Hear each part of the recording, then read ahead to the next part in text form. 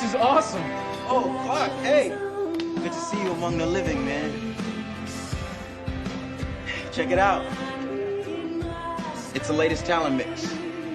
Thanks, Pete. Good to see you all among the living. Hello, everybody, and welcome to the latest edition of the Talon Mix. It's a Smallville recap podcast hosted by me and hosted by Zach. Hi, Zach. Merry Christmas. Ho, ho, ho. Is Santa here? Zach, you just missed him. Oh. Oh, it was incredible. Wait, are you implying that I'm Santa? I guess so. Just like a You Clark ho, Kent ho, ho. situation? How come you're never in the same? When Santa's here, you're never here. I've never seen it. Man, you know what I wanted to do, and then I didn't think about it until just now? I wanted to take the Smallville wiki and then just replace a major character of the episode with Santa Claus, or change it up enough to imply that Clark will become Santa Claus. Are you talking about actually changing it, or just reading it with Santa filled in? Just reading it with right, Santa. You could still do that. I mean, you could still just throw Santa in. I'm truly so tired. And the mental capacity, do not have the mental capacity. Yeah, I'm trying to think of what the Nietzsche lines would be. Yeah, like. right. Well, if we think of one while we're... Yeah, Clark, you're definitely not the giving presents type. I'm surprised no one's made a Young Hot Santa series or movie. Where's the Young Hot Santa stuff? I was in a sketch comedy class once, and we had to write a parody sketch, and I wrote a trailer for a gritty Santa origin story movie. Beautiful. Like in the vein of Batman Begins. Beautiful. But the sad thing is, I think they probably made that movie by now, or they're going to. I think David Harbour is in like a Santa John Wick movie. Yes, Violent Night. Right, which, I'm not against everybody having fun, but also I'm sure there's a 3-minute like college humor version that would have been fine. It definitely looks like a short stretched out to movie length, but I haven't seen it, so maybe it's great. Right. I do want to, speaking of being very tired, we are down to the wire on recording this. I'm hoping to travel tomorrow if the storm, which may or may not happen considering the storm that's about to wallop the East Coast. So this episode is kind of just going to be live to tape. We're going to record it, and I'm going to dump it on the... onto the feed. I'm not going to have a lot of time to do much of an edit. Not that I do that much editing on the show. I was going to say, do you normally edit? Because I feel like all the stupid shit I say is still in there every week. I do a little stuff. I cut out breaks. I do a little juice. And today there will be no juice. What is the temperature like over there? It's not too bad right now in New York. I think it's currently in Brooklyn. It says 49 degrees Fahrenheit. So yeah, it's actually pretty warm. Wow. Guess how cold it is here, Brian. Guess what the temperature is here. How cold? I think you said it was somewhere in the 20s yesterday. Yeah, it's 21 right now. Jesus, that's pretty cold. Yeah, it's fucking cold. It doesn't get this cold around here. Okay, all right. The planet is dying. Cold. Cheers. Yeah, here we go. The big problem is that we're going to get walloped with this storm where there's going to be some flooding, and then it's going to suddenly, drop. So everything's going to freeze over. No. So I don't super be where you want to be. Yeah, I don't super want to drive to Virginia tomorrow. What's in Virginia? My wife's family. Oh, okay, cool. So, yeah, I mean... If that's where you want to end up at Christmas, you better leave now, So what we might have to do, we have to go pick up the car tomorrow morning, and I think we're gonna risk assess. If that's the thing is, it's gonna warm right back up on Saturday on Christmas Eve, so it might just be cool. Wait it out and just do Christmas Eve instead. We'll see. We'll see. Fingers crossed. So I guess it's a couple days before Christmas. It is the 22nd here right now. Probably it's about a half hour to the 23rd here on the East Coast. So this is our Christmas episode, I guess. We normally do like a movie or something, but you and I both agreed like, oh, we actually are enjoying Smallville right now. Yeah, I think I said this is the first time I'm not actively looking for a reason to watch something else. Right. Yeah. So we decided to keep, so this episode, we're still just doing, what is the episode number here? The 5th episode of the 4th season run, a very fun comic book episode for... Yes, kind of a preview of what was to come in the next 20 years of television. Yes, definitely. Just So we'll get into that kind of as normal, but I guess the first half of the show is where we'll keep it Christmassy. We'll keep the spirit of Christmas in our hearts. Zach, how's your holiday season been? I figure I'll just sing Christmas carols for the first half of the show. Great. Great. Yeah. Perfect. Okay. No. It's fine. It's fine. I'm a little older now. I don't have kids, so the holiday time is not as fun as I think when you're a kid or when you have kids. Right. Right. That's the. I still enjoy it. I still look forward to it. I like watching the movies, the TV shows, but it's just not quite as, I'm with you. I had a little bit of the holiday blues this year, kind of like searching for my Christmas spirit, and kind of coming up dry. But, But you got a kid on the way, so you're good next year. You're Right. good the year after that. You're good for a while Gotta they go off to college, and then you're depressed, and who knows what happens. Right. So yeah, right. Looking forward to that, and maybe the planet will just freeze by then, or melt, or whatever global warming is supposed to do. It's supposed to do one of those. Both, I think. Both. It could be both. Got it. That's the good thing. It's like pick your. It's poison. like if it was just getting warmer, it would be like. At least it'll be warmer. No, it'll be really warm and really cold, alternating. Awesome. That Great. sounds like fun. Yeah. This will be great. Everything was good. Everything that led us here is good. Merry Christmas, everybody. Happy holidays. Yeah, let's turn this around. Yeah, right. What is tonight? Tonight's like the 4th night of Hanukkah. Happy 4th night of Hanukkah. Merry Christmas. We're all gonna die. Absolutely. Happy 4th night of Hanukkah. Merry Christmas. Wait. Yeah. So I finished. I think I finished all my shopping. I hope I did because I'm not going out until Christmas. Yeah, there you go. Kind of same. Kind of kept it pretty chill this year. I have a baby on the way, and extra funds are few and far between.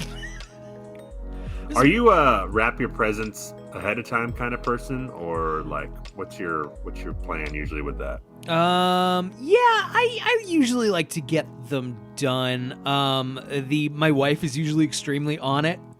So one day they're just suddenly all wrapped. Yeah. But my ritual for the last decade has been to on Christmas Eve watch Die Hard and wrap presents. Very nice. Very nice. Yes. Not to open this up, I think it's the most cliche fucking quote unquote debate in history. Is Die Hard a Christmas movie? Do you like watching it on Christmas? Yes, it is. Do you not? Right, exactly. Great. Whatever. Exactly. Yes, exactly. It's like these people who are like, Hereditary is not a horror movie. I'm like, first of all, what is it then if not a horror movie? But right. But also, if you're horrified by it, it's a horror movie. Definitely. It's also funny when Die Hard being a Christmas movie was sort of just a joke that came about of oh, it's set at Christmas. Haha, that's not usually what a Christmas movie is. And then it turned into this serious statement that people started making that then people started objecting to. Why are we talking about this? Why am I contributing to this conversation now many years later? I don't know. Anyway. Well, I mean, the gall of someone saying it's not a Christmas movie drives me nuts. I'm with you It there does. as well. Like, clearly, if Home Alone is... Right. I just... yeah, sorry. This is an old argument. And I just see it come up every damn year, and I'm like, stop it. Stop I it. know. Stop But I would it. never tell someone, like, if they liked a movie to watch it at Christmas and it had Christmas in the movie, I would never be like, that's not a Christmas movie. It's not Christmassy enough. Right. As long as there is Christmas in the text of the movie, Definitely. it's a Christmas movie. Definitely. And you know what? I knew a family once, their like Christmas Day movie tradition was Monty Python and the Holy Grail. Not Christmas at all, but who am I? Yeah. I mean, when I was a kid, they used to always show the original Star Wars trilogy on like the USA Network or something. Yes. On Christmas Day. Star Wars is a Christmas movie. Straight up. Yeah. Love watching they Star Wars played on it every Christmas. year on Christmas. So Yeah. and then they released the last few around Christmas time. I love to come out of a Star Wars movie and for it to be cold. I don't know why. That is a good vibe for me. Which is they were usually May releases, right? So I don't know where. Yeah, all the Lucas ones were. I don't know why I've associated them with Christmassy, but they feel. I don't know if it's just like the childhood element of them. They are. It is just a movie of action figures. But do you have a favorite Christmas movie of all time? Like, oh man, that's such a hard question. I mean, like the boring answer is "It's a Wonderful Life" is pretty fucking great. It's great. It's great every time. It's great.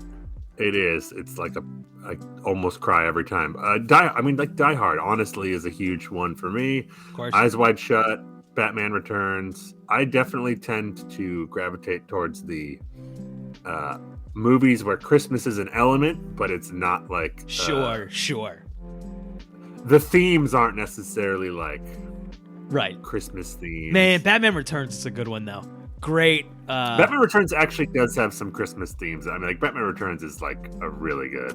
The end of that fucking movie was Merry Christmas, Alfred, and goodwill toward men. Fucking great. Yeah. Mwah! Chef kiss. Oh no, but you forgot. He says goodwill toward man, and then he pauses and he goes, and women, Oh, because he has the cat with him. right. Oh, man, Batman Returns is a good fucking movie. I think I'm gonna throw that on after this. I last year, it's been a while since I watched it full back to last. I think I threw it on last year, but like I was doing things around the house, and I only came and sat down and watched like the good parts. But man, good one, good movie.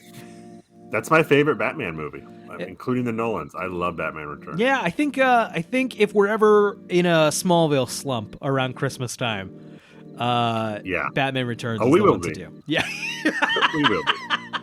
I can tell you right now. The ghost of about you, Christmas Brian? future is here. And,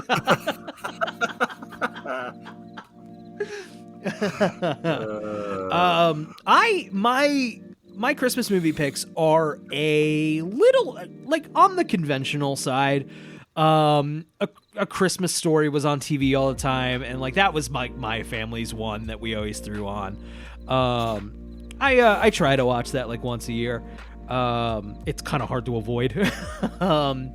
Yeah. I really like A Muppet Christmas Carol. Yeah, that's a good one. Michael Caine. Like, he got a lot of shit in like the 80s and 90s for doing a lot of bad movies. Right. And he freely admits, like, well, you see Jaws Revenge, I see The House I Bought in Hawaii. You know what I mean? Like, Right. It's like whatever I got paid. But having said that, he fucking brings it to every movie. He plays that Muppet Christmas Carol movie like it's an Oscar contender. Yes, absolutely. He's not acting like he's acting with Muppets. Nope, he is in a very important A Christmas Carol adaptation. Right, yeah, it's like a fucking BBC production of A Christmas Carol. And I think that's the magic to a Muppet movie, right? Like that's really when it's working, is when you just commit. I mean, that's like similar with like spoof movies like Airplane or Naked Gun. It's why Leslie Nielsen was so good, because he wasn't playing jokes. Right. He was just like, I am 100%. this character in this movie, I'm playing it serious as I would be if it was a drama. But the things I'm saying are fucking absurd, obviously. Right. 100%. I actually really like Christmas Carol is one of my favorite books of all time. I try to read it every year. I haven't gotten to it yet. That said, I have a long car ride coming up. There's a more recent audiobook that I think is an Audible exclusive that Hugh Grant reads and is very good. I have a slight preference towards the Tim Curry one, but they're all good. They're all good. And then I've never read it or heard it. I mean, I've seen several different versions of it, but I've never read the story. If you want a abridged version, the New York Public Library podcast, they post it every year, have Neil Gaiman reading Charles Dickens's original performance copy. Sums it, I mean, like A Christmas Carol's a 3-hour audiobook. This is a 1-hour abridgment, and don't get me wrong, Dickens wrote by the word. There's a lot of good stuff in the cut stuff, but you're not missing much in the hour cut. Yeah. Okay. Yeah. I mean, is it how faithful was Ghosts of Girlfriends Past? Oddly, the most accurate one, down to Matthew McConaughey. It was a crazy amount of foresight there from Mr. Dickens. I think the Muppet one might have been the first version of that story that I saw. It's a great one. I don't actually think there's a better movie. I mean, if you wanted to go classic to the 50s one, is the guy's name George C. Scott? Is that his name?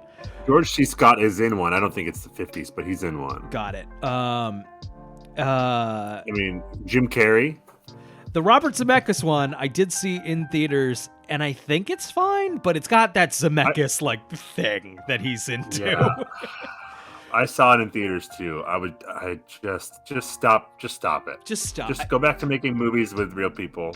And I think he did, and it's still not anything.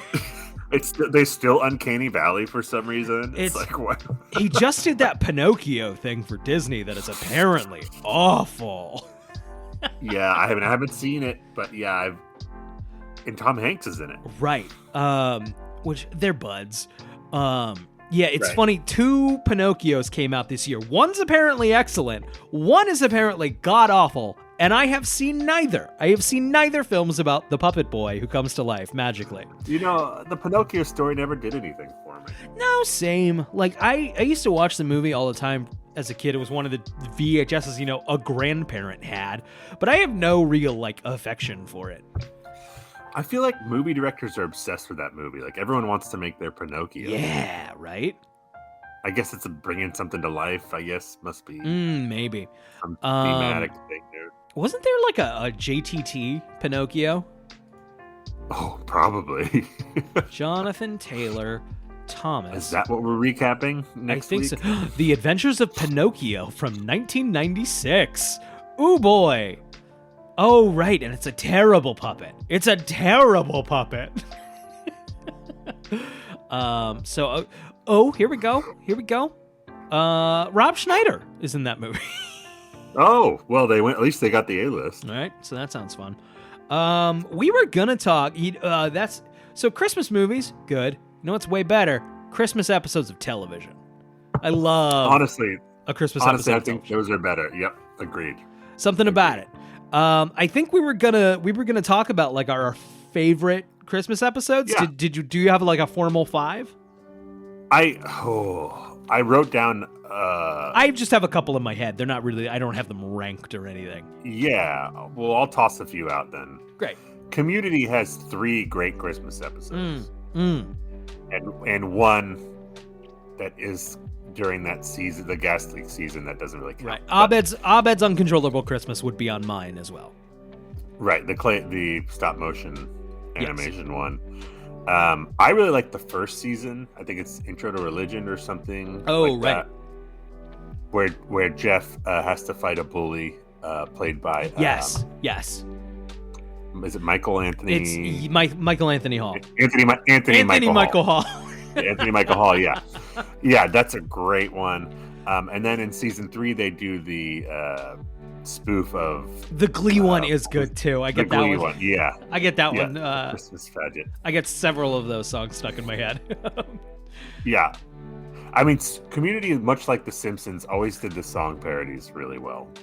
It's the thing. The thing about Community is they would always take those. I think, especially in like Abed's Uncontrollable Christmas and the Glee parody episode, and I think it's Harmon's writing, right? But it could always like go those high concept places, but it's still in service of character. It's never, in fact, not in service of character. That's where season 4, the gas leak year, truly like stands out. If you can tell, this isn't the same. Right. Well, I mean, that's what Harmon does so well, right? Is like you just put it perfectly. He does the high concept, but he never loses, or he rarely loses sight of character and story arc, right? Right. Oh, it's so good. I'm excited for the movie. I'm so excited for the movie. We've never been disappointed by a long-awaited movie before. So. That said, I'm so happy. I gotta say, I was just thinking this.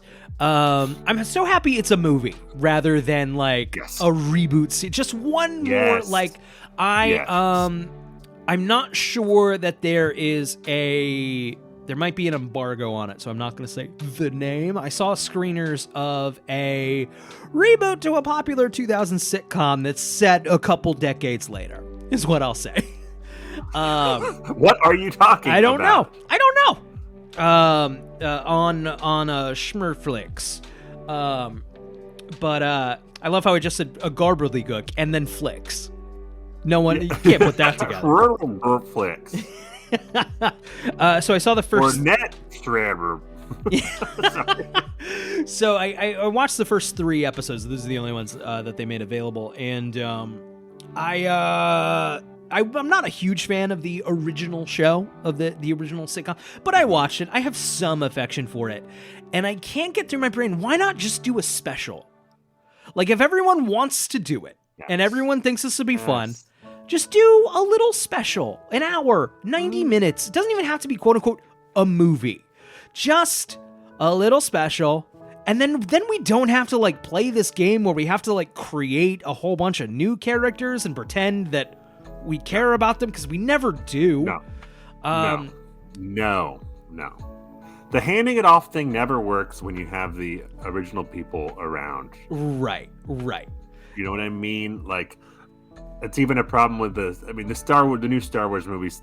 They introduced some interesting characters, but I still felt like, I want to hear. Give me Han Solo. Right. You know Definitely. What I mean? It's just, it always like feels like filler to those little like good moments where like the people I actually like. Right. Yeah. So I don't know. I know like everything is going towards the series and everything has to be a series. Even like Gilmore Girls came back they did like 4 feature-length episodes. I think that's better than doing a technical season. But why didn't you just do 1 feature-length feature that's good? Rather than 4 that were occasionally fine. I don't know. Just my. I didn't see it, so I don't know. I never watched Gilmore Girls. Is it a good show? I love Gilmore Girls. My wife showed it to me. We watched it together. And it was funny. So it was me, my wife, and our roommate at the time. One of our roommates at the time. We would like basically just watch Gilmore Girls all day into the evening. And Emily and Willie would constantly be like, oh my God, I hate all of these characters. I hate them. I can't stand them. Half of it would be pointing out the terrible things that they do to each other and to the people that they are close to. And I'm like, I'm watching this for the first time. Like, I like all of them. Why are you speaking about them this way? Like, stop hurting my friends' feelings.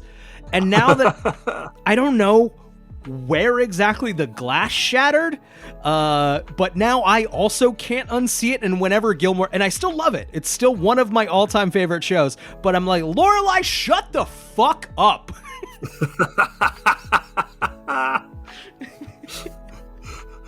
I mean, it's just like real life friends, right? There you go. You're the honeymoon phase, and then you get past it, and you're like, oh, God, shut up. Shut the fuck up. Do you want to name some Christmas shows, or should I finish with mine? You want to go back and forth? Yeah. So, yeah, I would agree on some community ones. I didn't write them down like a dumb idiot, so I'm going to go to the obscure one off the top of my head. The Spirit of Gethmas. The very first The Chris Gethard Show Christmas special. Highly recommend. It is an out-of-the-studio little road trip kind of documentary. It is... I have granted some personal affection for it, but this was before I started working on the show. And I watch it every year to this day. Is it just on YouTube? It is available on YouTube, and it is Chris Gethard and two producers of the show. They go to New Jersey to chop down a Christmas tree and find someone who needs a Christmas tree. It's very and I especially enjoy it because it's intersped with some of like the best clips from that previous year. So it's a fun little crash course in Gethard show. Awesome. That's a good one. It's a good one. I really like, I can't remember the name of the episode. It's the Simpsons episode where Bart gets caught stealing a video game. Oh, great one. Yeah, that's a good one. It's Christmas. Just a great classic Simpsons. What was the name of the video game? Bone Crush or Bones? It's something like that, yeah. Oh man, hold on. Unrelated to that, that's not the episode where he gets the golf video game, right? It is, yeah. Okay. Bone Storm. That's right. the one he wanted, and then right. his mom asked the guy at the store and gets bad advice and gets him something putting challenge. Yeah. Lee something that putting challenge. Great episode. Great episode. I just remember they're in the store, and there's this like mom who's just letting her kid run all over her and like, you know, boss her around, and she's spoiling him. And then when Bart gets caught stealing, he gets to that mom, and she's like, "Oh, that boy's parents must be so embarrassed." And then her son goes, "Shut up, Mom."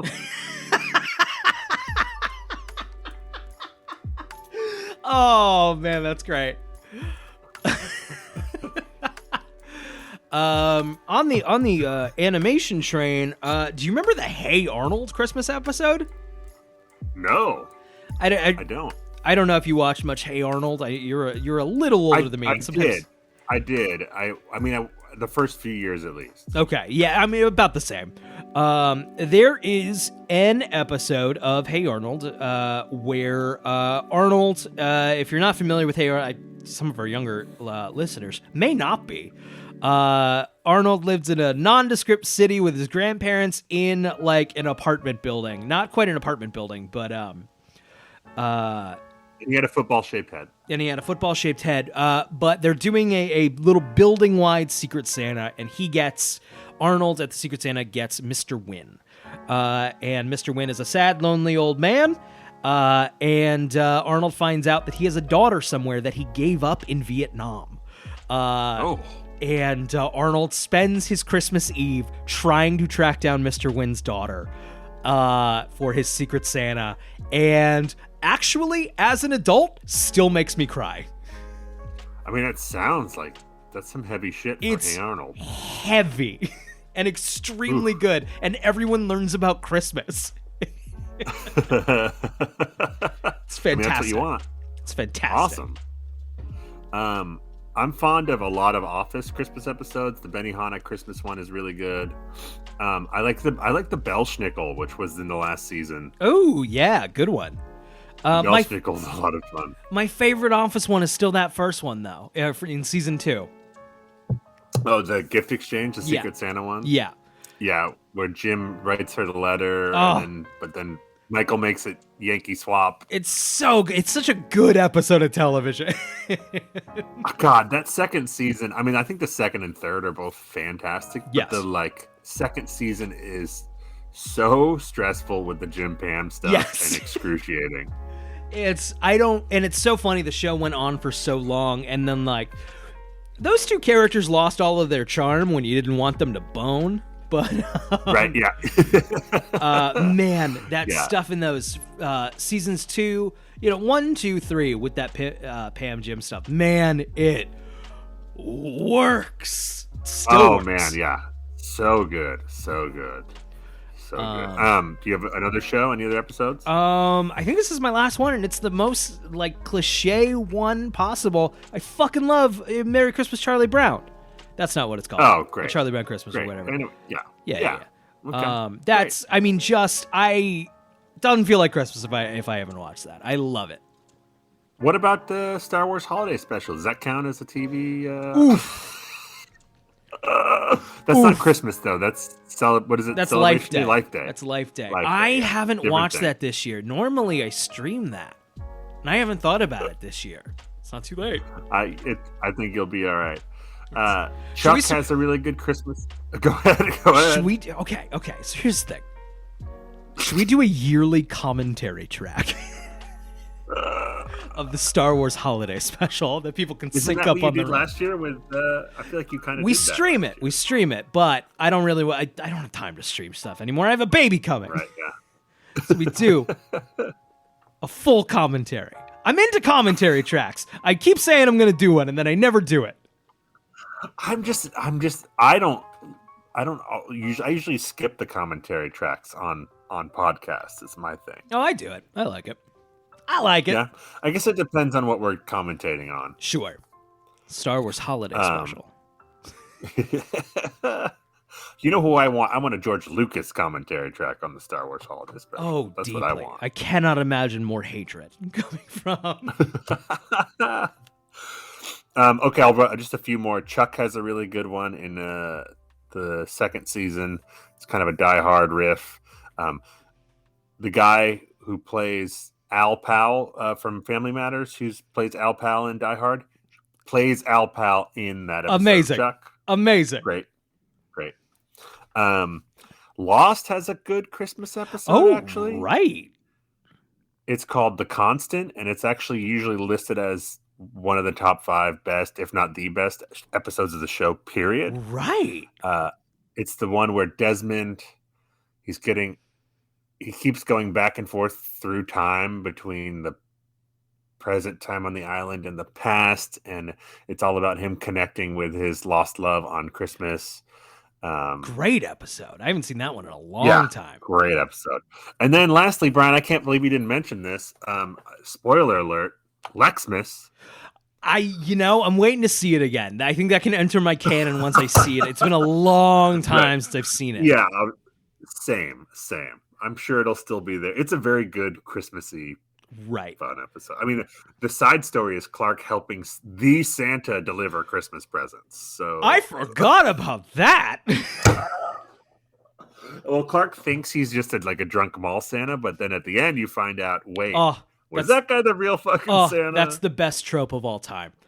I have 2 more that I think Full House did that. Yes, Full House did that same thing once. I had 2 more that I forgot about.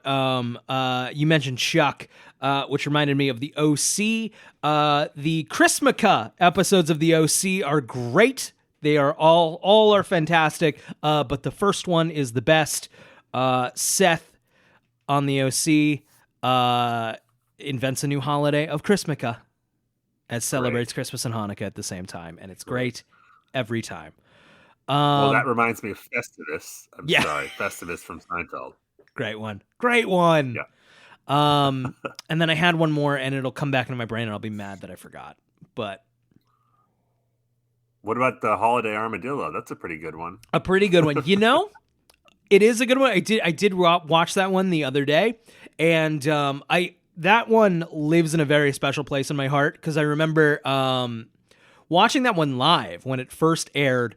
Ross opening the door and I'm the Holiday Armadillo, and my father laughing harder than I've ever heard anyone laugh in That's great. It's just one of those just very pleasant, Love it. full doubled over laughing. Love it. And that's great. Friends is one of my favorite shows, but they never really did a lot of good Christmas episodes. Thanksgiving was their thing. Thanksgiving was usually the peak. That was usually the best episode of any given season. Yeah. And that's what I appreciate that. Yeah. It's just broadly, Bob's Burgers has a bunch of good Christmas ones. They do a Christmas every year. They actually sorry. No, go ahead. I'm sorry. Bob's Burgers hits all the holidays. They always have a Halloween episode. They always have a Thanksgiving. They always have a Christmas, and they're all usually pretty good. That's what I want in my TV shows. I want to eat all three of those. Right? Did Buffy ever have any Christmas episodes? Oh, I'm sure. I can't think of any, so they couldn't have been that memorable. It's been a while since I've done a full Buffy rewatch. But I'm sure. At least one. The X-Files had a good one. Oh, I don't know about that episode. I think it's called The Ghost That Stole Christmas. Mulder calls Scully out on Christmas Eve to go investigate a haunted house where the previous tenants killed themselves, or double homicide or something. And it's haunted by ghosts that try to get people to kill themselves when they show up in the house. But it's actually very Christmassy, and Lily Tomlin is in it. Oh, great. And Ed Asner is in it as the ghost inhabitants of the house. It's fun. The other one I wanted to remember was Doctor Who did A Christmas Carol. It's cool. I don't remember the exact. It's the first Matt Smith one, but it's Doctor Who essentially helps a crotchety old man on another planet, played by Michael Gambon, who was the second Dumbledore. Yes, and it's a very good hour, a very good, very sweet hour of television, and I highly recommend it. Well, there we go. Should we get into Smallville? If we must. I suppose. Do you have any other thoughts about Christmas? I don't really. No, I think we covered the important stuff. TV, movies. I mean, that's... What else is there? No. I'm sure families are fine. All right. So we watched Run. It's the 5th episode in the 4th season of Smallville, the 71st episode overall. It aired on October 20th, 2004. There is a promo, and it's right here. On the WB Wednesday, I saw someone who can move like I can. a stranger with a secret How did you do that? pushes Clark to the limit. I'll be 1,000 miles away before you can even blink. I can blink pretty fast. The Flash. Fresh Smallville on the WB Wednesday.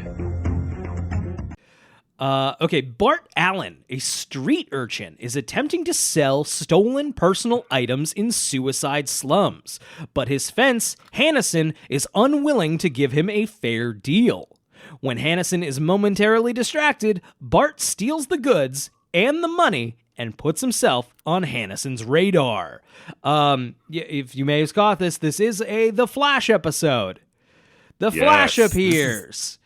I mean, this is the first major other DC character, non-Superman character to show up, right? Yes. This is the first, and I remember this just being, when I saw it for the first time. Yes. I was so into it. Well, like we've said before, they didn't do this. Right. You didn't have superheroes meeting in non-comic pop culture, except for maybe a cartoon or something. Right. Just nothing like this. No. Live action superheroes did not cross over. No. So yeah, this was very exciting. It's very interesting that they chose Bart Allen. Not one of the more famous Flashes. I don't know if he was the Flash at the time. The Flash is one of those characters, not like Superman's always been Clark Kent. Bruce Wayne is usually Batman. Several DC characters have been the Flash through the years. Right. Bart. Do you think they chose Bart Allen, or do you think that was like a requirement? You can use Bart That's Allen. a great question. That's a We want to great do a point. movie about Barry Allen, so you can do Bart Allen. You know what I mean? That's a great point. I don't know. But he's not one of the more famous ones. So that's funny. I do wonder that. Just to point this out, one of the first lines of the episode is the Flash shows up, and then the thug guy is like, "You're late," and then he's like, "You should check your watch. I'm never late." And he says like, "I'll be there like a flash" or something. It's like he says it's like a Nietzsche, extreme Nietzsche line. We get the Nietzsche line to end all Nietzsche lines at the end of this episode. Yes. That said, I was. How's the line go? Yeah. Is it something? I'll be there in a flash. Yeah. Emily was walking from the kitchen back towards the bedroom as I threw this on. That line, she dramatically turns and goes, "Like Superman's friend, the Flash?" Yes. We gotta get her on this episode. Come on, go get her. We got one a season. That's the only bit she saw. No, yeah. I was thinking about that. The witch episode has to be the one. I know. I guess I won't put her through the other timing. Alicia episodes. I guess it'll depend on the timing of when it's done too, because she will have just had a baby too. So I guess she gets some say in when it happens. That said, she might desperately want to talk to an adult. So wait, do I qualify as an adult? Well, close enough. So in Metropolis, Clark and Jonathan are walking out of Jonathan's latest cardiologist appointment. They are on their way to a Metropolis Sharks game, tickets courtesy of Lex Luthor, who is still trying to repair his and Clark's friendship by giving Clark things. This scene is like a great little they must have had a week off or something. It's like a great little recap. Definitely scene. a little catch up here of like, don't forget about what happened to Lex Luthor last season. Right. Yeah, well there's a couple lines. Clark says, "Dad, this is my senior year." And Johnny K says, "Lex did have you investigated for a year." You know, like we're just in case you're just tuning in. Right. So Clark brushes off. Jonathan reminds Clark to be careful of Lex, but Clark brushes off his concerns, saying he wants to put his issues with Lex and Jor-El behind him, play football, and enjoy his senior year of high school. Jonathan waits to be picked up by Clark at the curb. Suddenly, a truck comes careening down the street. The driver drinking. It just says the driver drinking here on the wiki, Smallville.fandom.com. He's got a paper bag. I think he's got something in a paper bag. He's and falling asleep at the wheel. He wakes up, swerves, pipes flying from the back, but is headed straight towards Jonathan. There is a flash of red lightning. Bart smiles, and the truck seems to freeze as Clark goes into super speed. Before Clark can get to him, Jonathan is pushed out of the way by a kid in red and yellow, who, to Clark's surprise, can move faster than he can. Clark tells Jonathan what he saw, and Jonathan notices that he is fine, but his wallet is missing. He realizes Bart must have taken it.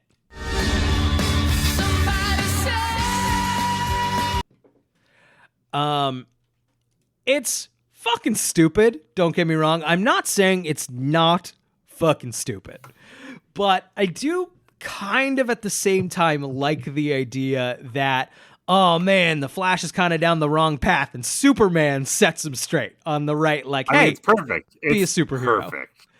Yes, it's so Smallville too. Right.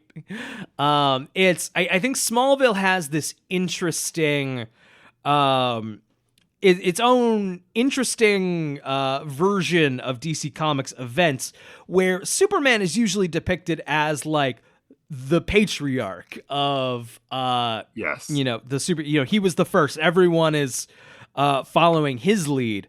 But this is a fun way, we get everybody showing up basically fully formed around season 6, just fully being superheroes, and Clark's just still here in his jacket.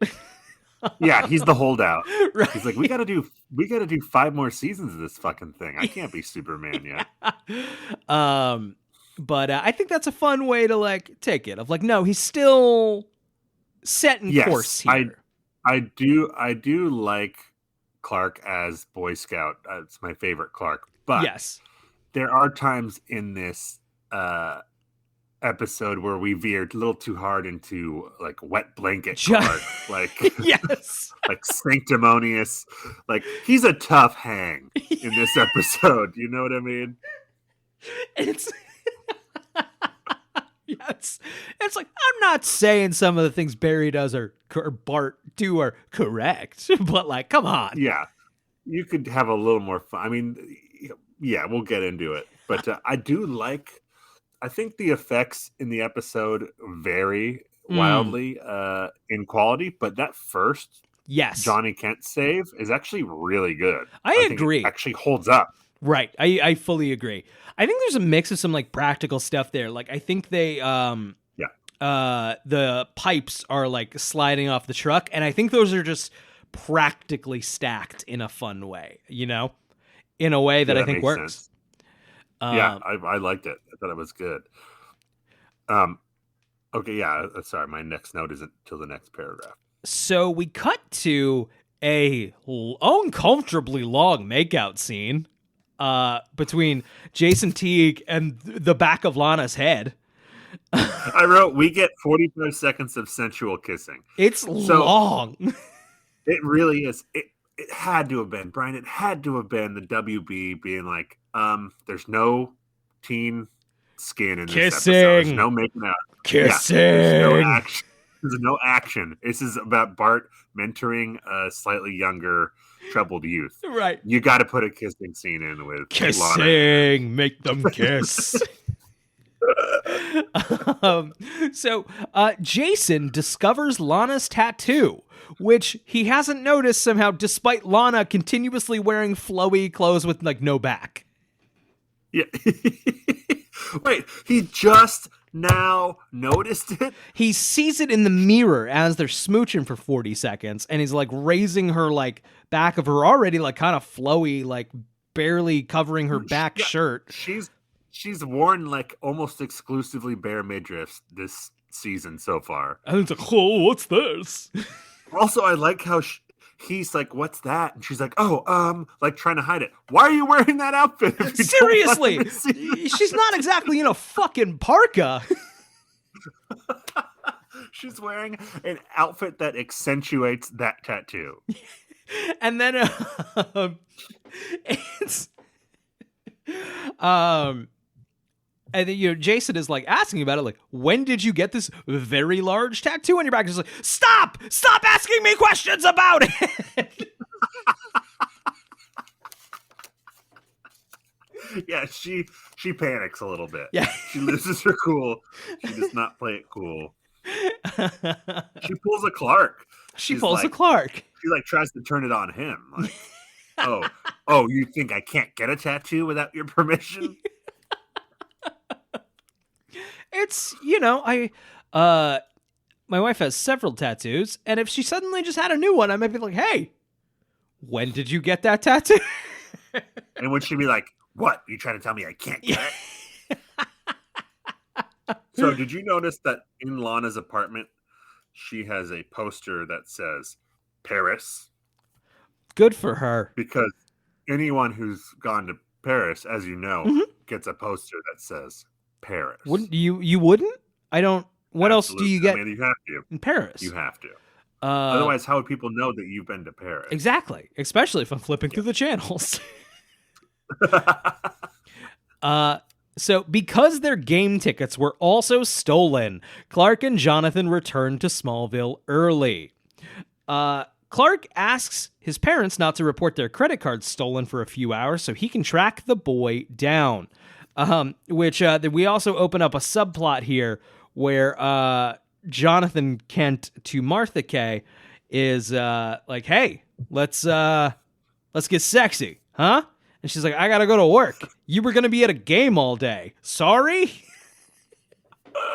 But she's also like overwhelmed with Lana's former job. That she was doing while doing every single school activity. Like, is Mama Kay a little, what's going on here?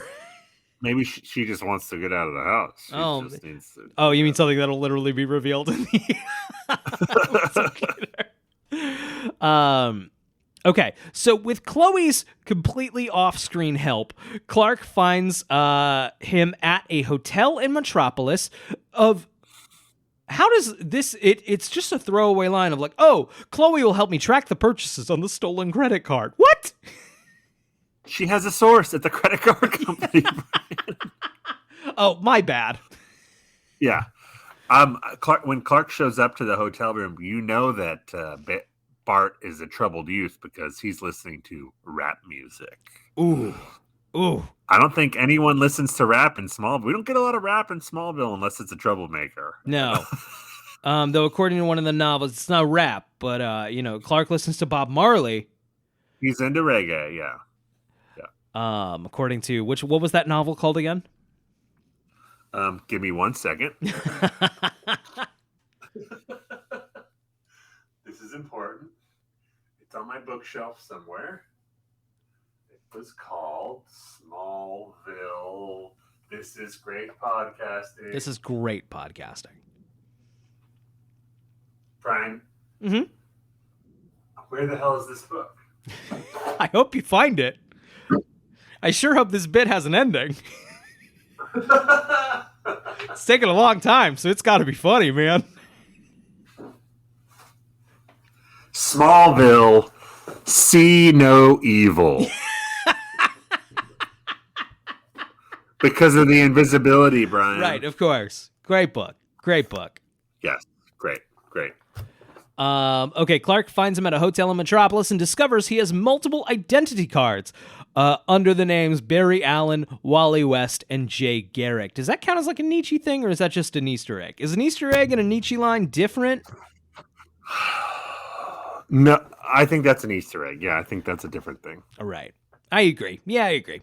Okay, so he also has... Wiki. He also has much more stolen goods. I guess that... is that correct? Much more? No. It should be many more, no. right? Yes, yeah. Okay. He confronts the boy, Bart, who is unconcerned about being caught because he'll be gone before Clark can catch... I think someone different wrote this one. I think the writing style has changed a little bit. It's the guy who played The Flash wrote it. He just like, I gotta write my own. Maybe. This kid was in recently in Smile. I don't know if you saw that. I didn't, but he was also in the most recent Scream movie. Oh, right. Good for him. Okay. Yeah, he's getting work. Yeah. He confronts the boy, Bart, who is unconcerned about being caught because he'll be gone before Clark can catch him. He zips out of the room at super speed, and Clark chases him. However, he is faster than Clark and leaves him behind, even skimming over a lake. I used to hang out at this park a lot in Vancouver. What park is it?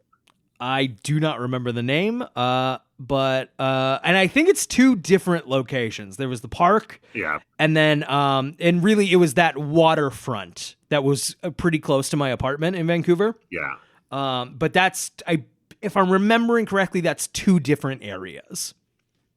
I love this pissing contest between them. This is before Clark becomes too much of a wet blanket, when he's like, you could see Tom Welling's having fun because Bart's like, I'll be gone before you can blink. And then Clark goes, I don't know. I can blink pretty fast. It's great. Yeah.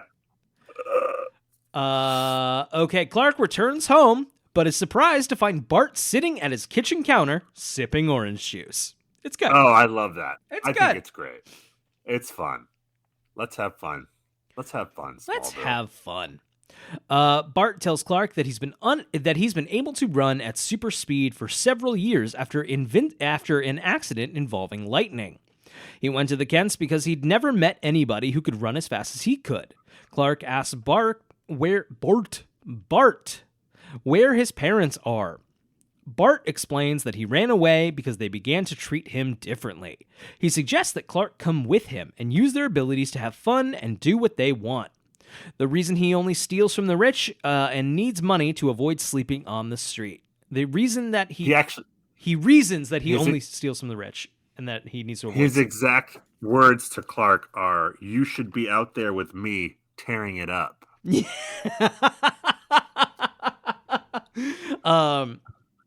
He only steals so that he doesn't have to sleep on the street, which of course is dangerous and bad things happen. And I liked the line of, "When I'm asleep, I'm as slow as everybody else."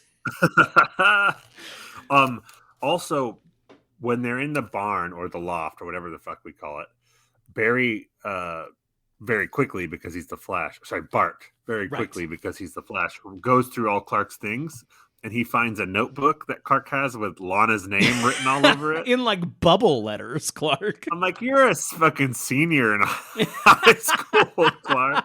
I hope that's an old notebook. Yes, definitely. It's like a middle school thing. Okay, Clark tells him that stealing isn't right, no matter who it's from or for what purpose. Bart changes the subject by speeding around Clark's loft and observing that he's in love with Lana Lang and that he collects rocks. Clark is confused until Bart opens a lead box containing a meteor rock. Affected, Clark tells Bart that he is allergic, and Bart puts it away and convinces Clark to go to Florida with him just for fun. Can you imagine Clark walking around on the beach in flannel and jeans? I absolutely in Miami? can.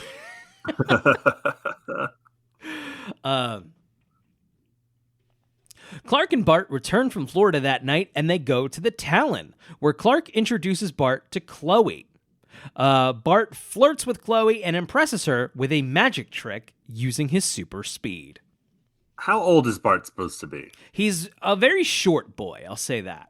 So I don't know. I assume high school, don't get me wrong. But he's a short king, for sure. Martha remarks that Lex was looking for Clark, so Clark leaves Bart to see what Lex wanted. At the Luthor mansion, Lex shows Clark his newest find, the last page of a 14th century manuscript with Kryptonian symbols drawn along the border. He says he wants Clark to help him uncover the mystery behind the manuscript. Clark uses his X-ray vision and sees some sort of map behind the image on the manuscript. Lex receives a phone call and leaves. Suddenly, Bart shows up, marveling at the mansion, getting a look at the manuscript, but he disappears before Lex can see him. We're getting some Lex and Clark friends stuff. Yeah, and Lex he's trying a new tactic, which is like, I'm just going to be real honest with Clark and kind of guilt him into sharing with me, right? Basically, he's right. If I'm like, hey, I decided I'm going to be honest with you. I trust you, and buddy. It lasts one episode before he's like, fuck that guy. Which, to be fair, it wouldn't have worked. So no, it would not have worked. Lex does the thing again where he summons Clark and then he shows him the map and he's like, I have an appointment though, so bye. You should go now. Clark. Sorry. When the Flash shows up, it's implied that he just like did a quick tour of the house because he has super speed. Right. Because he's like, this place is awesome. I wanted him to be like, oh, did you know he has a really big picture of you in his garage? Yeah, hey man, you mean to tell me he's super sped around the house and he didn't see that big fucking picture? Where's the picture now? When it comes time, we are 100% calling into Talkville and get it. I think that's the one, like, no, seriously, I want an answer. Yes, the picture. Just tell us all about this picture, please. Because we can't we're really in the weeds on it. Clark arrives home and tells Jonathan about the map, and the symbols had one sentence repeated over and over. Look deeper. Clark says he wants to get a closer look at it because he thinks the map leads to something powerful and doesn't want it to fall into the wrong hands. In the barn, Bart shows up and thanks Clark for hanging out with him by giving him an MP3 player. When Clark asks if he stole it, they argue. Bart reasons that he isn't hurting anybody, and Clark lectures that he should use his abilities to help. Bart doesn't want to listen and speeds away. Sorry, did you want to say something? No, go ahead. He gives Clark this MP3 player. First off, they have to explain what an MP3 player is. That's the year we're in. They have to explain, so you can bring your music anywhere. It's not a branded thing. It's just the concept of the MP3 player. And then they specify, like, he stole this from somebody, which he justifies, it's insured, which you don't know that. And also, who's insuring their MP3 players? And then you stole it from, like, a guy? You couldn't steal it from, like, a store? You got him a used Target. MP3 player? Yeah. Sketchy. Also, when Clark tells his dad about the secret map, unsurprisingly, Johnny K says, "I want you to leave this alone, Clark." I wonder where Clark got his wet blankets from.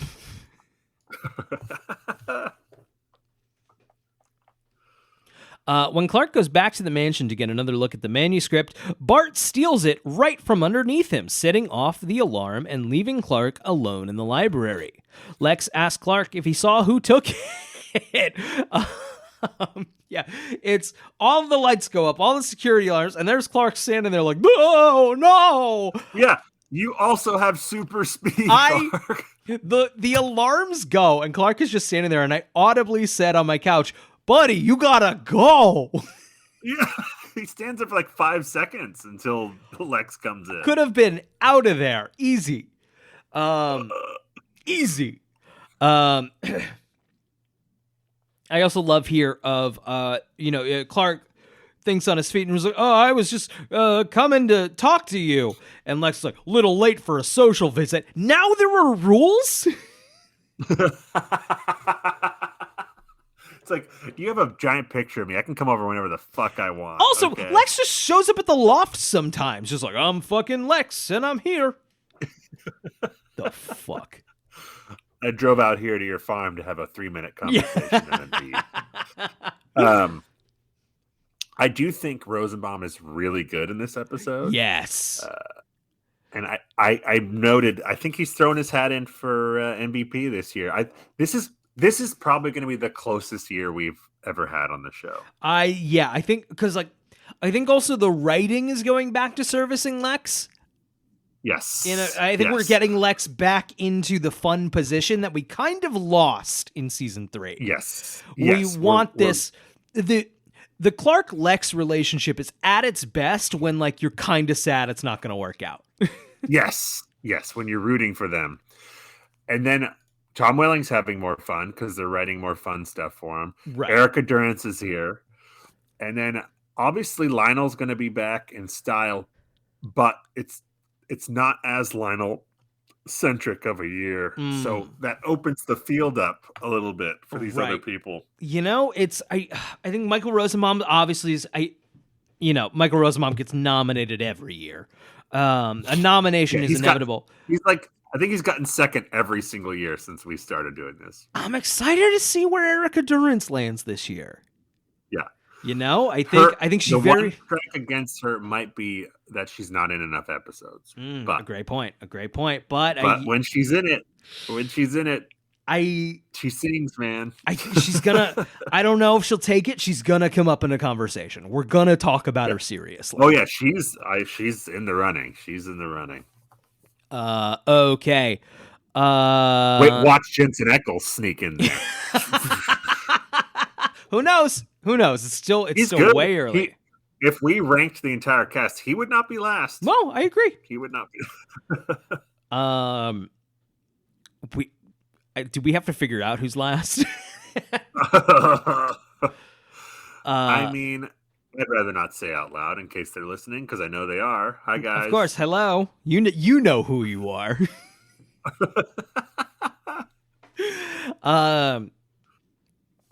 Okay, Bart steals it right out from underneath him, setting off alarms. Clark's alone in the library. Lex asks Clark if he saw who took it. Clark lies and says that he doesn't. Lex believes him, which is great. It's, I believe you. Yeah, but he doesn't. No. Okay, Clark lies and says that he doesn't. Lex believes him. Lex isn't worried. He knows all the fences in the area and figures he'll find it when the thief tries to sell it.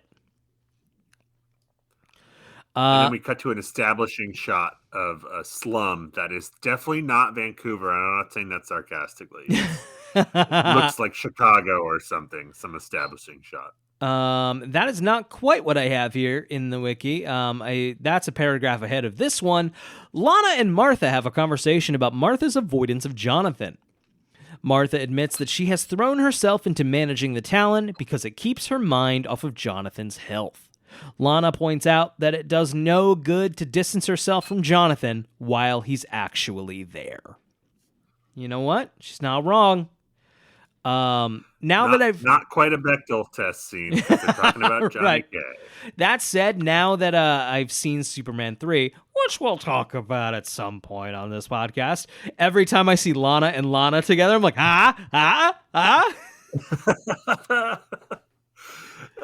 They played the same person. Surely they joked about that every time they were in a scene together, right? Maybe not every I don't time. know about First year, certainly. Bart tries to sell the manuscript to Hannison, but Lex arrives. When Lex realizes that the thief is just a little kid, he tells Hannison to let Bart go, but Hannison disagrees. He knocks Bart out, and goons take out Lex. Before they can kill them both, Clark arrives on the scene and saves Bart and Lex. And we have the most Nietzsche. I think this is the most Nietzsche. Maybe period? Oh, I don't know. We might be talking about a different Nietzsche line than me. He's got the Hannison has the gun to Bart's head, and then goes, let's see if you're faster than a speeding bullet. I forgot about that. Yeah, that's not what I was talking about. I don't remember what you're talking about. That's great. I'm sure I will once it comes up. So this scene. Oh, do you have more to read for it? Okay. First of all, this is the same guy he was selling like stolen MP3 players or whatever to, and he brings him this ancient map. The guy unrolls it, looks at it for like a second and a half, right? And he's like, good work. I know what this is. Like, this is definitely not some Dungeons and Dragons bullshit. Yeah. This map. I know this one. The Flash gets a concussion. Not very Flash-like. Right? He gets knocked out. Right? And then, for the first time since season 2, we get a Lex concussion. He goes down. Do you think his doctor was like, you were doing so well? Yeah, just... Lex, I thought we were done with these. Like, no, we're back to season 1 logic. Yes. The show got rebooted, kind of. We're in a soft reboot. Okay, so we got the Flash, got a concussion, and then Lex got a concussion. Great. Okay. Clark arrives on the scene and saves Bart and Lex. However, Bart overpowers Clark with a meteor rock and steals the manuscript. We're the wiki is brushing over how he saved him, which is he rushes in front, takes the bullet, obviously. Then he throws the guy. Right. I'm not exaggerating. 50 feet. He throws him through the roof. Right. The guy goes through the roof, arcs onto like a trailer, like a RV trailer outside, like on the roof, just smashing the trailer. Beautiful. He's dead, Brian. He did not survive that. That's the equivalent of jumping off of a building. Just like we've established Clark can knock people out by flicking them, and he decides he's gonna throw this guy a mile away. Does that count as a car crash? I was wondering that wreck? As you said that. I could go either way on it. Here's the thing. If it was an RV, I would say yes, because that's part of the vehicle. But it was attached to a a flatbed truck. It was a trailer attached to the truck. You know what? We'll make it. I can add if you're listening to this on Spotify, pull out your phone right now. There is a question on included with the episode, and it'll ask you right now, hey, does that count as a car crash? We'll abide by the results of that poll. Sound good? So, this is our second option after Emily doesn't want to be bothered. Yeah, my wife is very asleep. Yeah, she cannot be bothered with this, so we will turn to you, dear listeners. There we go. If you are not on Spotify, you can join us on our Discord, which you can find a link to at talonmix.show. Join us, and you can let us know there. Okay. Clark pleads with Bart to do the right thing, but Bart speeds away. Before he does, though, Bart closes the lead box with the meteor rock so Clark can recover. Clark leaves quickly before the police show up and before Lex wakes up. Eventually, Lana takes Jason to the Kawachi Caves, where he notices the symbols on the walls are identical to her tattoo. Notices, or has it literally pointed out to him? She explains that this is the reason she abruptly left Paris, and Jason promises to support her as she figures it out. Okay, the next day, Clark goes to visit a recovering Lex, who states that the manuscript was waiting on his desk when he got home, and that the thief must have had a change of heart. On the farm, Clark is visited one last time by Bart. We also get a resolution to the Martha Johnny storyline, Johnny K storyline, though the wiki doesn't seem to care about it. Yeah, neither did I, really. I guess not. Wait, the Lex Clark thing, though. Let me see what you think, because I took the way Rosenbaum was playing it was like he thinks Clark saved him. I could see that. Yeah. But he's acting like, oh, I guess the guy had a change of heart. Right. I'd agree with that. I can't say I wasn't reading into it too hard when I watched it. I don't disagree with that take. But then at the end of the scene, Lex goes back to lying because he's like, fuck this guy. Right. He's like, yeah, I had an expert look at the manuscript and he said I overpaid for it. And then Clark leaves and then Lex pulls up on his computer. He has scanned it and seen the hidden map underneath also. Right. Ooh, double-crossed. Well, you had that coming, Clark. Okay. On the farm, Clark is visited one last time by Bart, who thanks Clark for looking out for him. He says he's going to explore the world and invites Clark to come. Clark asks him to stay, but Bart slyly says he'd consider it, if Clark can catch him. The two super speed down the roads of Smallville, and Clark is catching up when Bart turns around and starts outdistancing him by running backwards. He salutes before turning forward again and disappearing in a flash of red and yellow lightning. Clark comes to a stop and stares at him, realizing this impulsive kid is too fast to catch. He smiles and turns to run home. The scene was dopey, but I liked it. It is what I want in my Smallville. It was It was very fun ending. The only thing is the needle drop let us down. It's a weird needle drop. It was ripe for a really good one.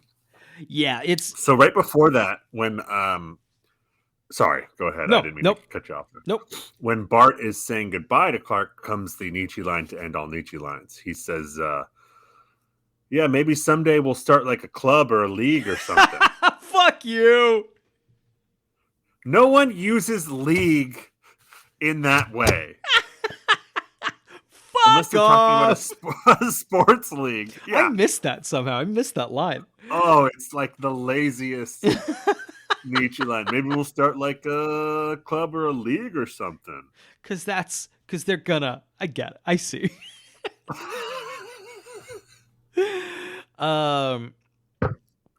Let's see. We got some. Maybe there will be a guy who could talk to fish in the league. I hope so, and can take cold showers and stuff. We got some needle drops this episode. I thank God needle drops are back, just in general. Yes. They were missing. Don't Say Nothing by The Roots. Welcome to My World by Kyle Newacek. Cruel Sun by Silver. And that final needle drop is Feels Like Today by Rascal Flatts. So that was a kind I don't think that big hit had come out yet from Rascal Flatts. I don't think so either. So this would have been an early get for Smallville. They were ahead of the curve in so many ways. Yeah. No Lionel Luthor in this episode, which, has the curse been broken? I would say this is overall a pretty good one. I think the last two have been decent without him. Right? But I would say they would probably both be better with him. Agreed. But they haven't been bad. But we're getting, if I remember correctly, we're getting a real good Lionel next week. I believe so as well. A Clark Lionel body swap episode. So excited. Wherein Tom Welling plays John Glover and John Glover plays Tom Welling. It is fucking Face Off on Smallville, Brian, and it is amazing. Do we have to do a full body swap gimmick? But it's where you're me and I'm you. Yes, you got it. Oh my God. Yes, we do. And I have to say all the things you say. Great. Yep. Great. Yep. We have to do that. Great. Oh my gosh.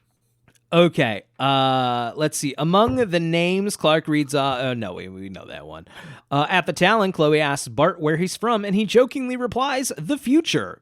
In the comics, Bart Allen, also known as Impulse and Kid Flash, really was from the future. In the season 11 comic, Argo, it is revealed that Bart is really from the 31st century. That's not canon.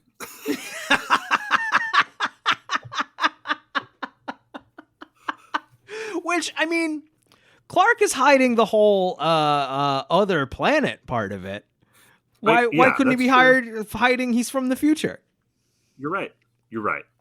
I am That right. makes as much sense as anything else.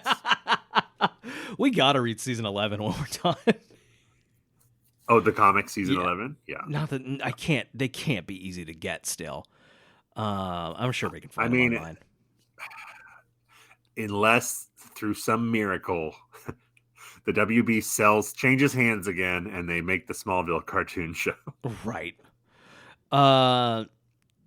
Let's see here. Still looking for something. Bart mentions to Clark that the two of them and other people like themselves should form a club or a league or something. This, Zach, I don't know if you know this, is a reference to the Justice League of America. What? I thought it was the Justice Club. Starting with this episode, Chloe's appearance begins to gradually evolve, indicated mostly by the hair change, leaving behind her spunkier and rebellious style to a soft fashion one that is more associated to the character nowadays. Oh my gosh. When was that written? So, question, Brian. I'm not as steeped in the comic lore as you. I know there's a Justice League. Is there a Justice Club, which is just like a men's club, like where they don't go fight crime? It's just for superheroes to go, go in the spa. There should be golf. Smoke a cigar, play some cards. There should be. They should get Obviously, on that. female superheroes would be welcome too, but I think that's a good comic series, Justice Club, and it's just like a. It's like a slightly comedic take on. If anyone out there if DC Comics is listening, yeah, Brian and I will write it. Right? I would love to write a hangout sitcom starring DC Comics superheroes. Yeah, the Justice Club.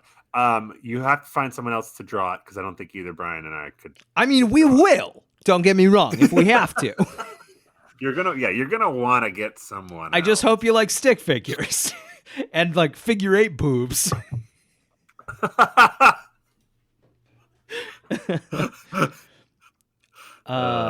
Oh, God damn it. I can't believe we forgot. I can't believe we forgot this bit.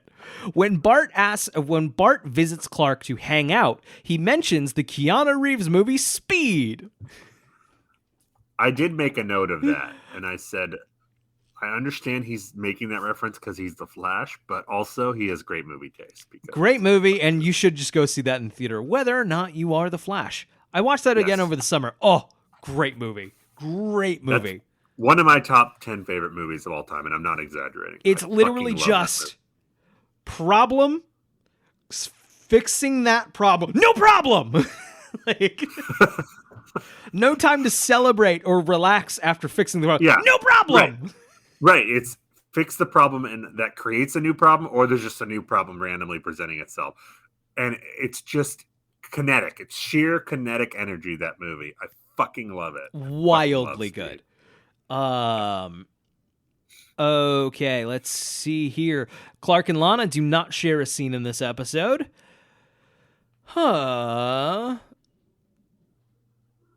Okay, this is interesting. When Lex is opening the crate with the manuscript, the writing upon it is Cyrillic letters spelling fragile. F-R-A-G-Y-L. As of March 2015, Google search for these letters largely shows up Russian pages making fun of this scene. That's interesting. Interesting. It sounds like someone in the art department mistranslated it into a typo, which is pretty funny. And the Russians, gotcha. I see. And the Russians caught it. Okay. And we talked about this. Bart Allen is the first future hero introduced on Smallville and the 17th DC Comics character adapted into the series. He is also the first DC Comics character introduced in Smallville who's not directly tied to Superman's mythology. Great. All right, man. The next one will be Aquaman, I think. Yes, that. Oh, fuck. That's when we're going to have to do the Aquaman pilot. We're going to have to track that down and do that. Oh, shit. I think that's between that season and the next one, right? Or when is... I'm sure, yeah. It's because that Aquaman episode was a big hit. So I'm sure they got working on it like right away. Zach, we did it. I guess have a good Christmas, man. Have a good holiday out there. Everybody stay safe. Everybody enjoy. Hopefully you have some time off, or at least some time to yourself. Hope everyone has a good one. We'll I think we'll be back next week. I don't think we'll be taking off. I think we'll be here. We'll be here. Let's do it. I'll be here. Yeah. All right. Zach, do you have a go to talentmix.show and find all the links to all of our stuff. Also, hey, if you're on Apple, maybe rate and leave us a review. That'd be nice. I know you're listening. I literally know you're listening to this. Go do it. Go do it. For Christmas. For Christmas.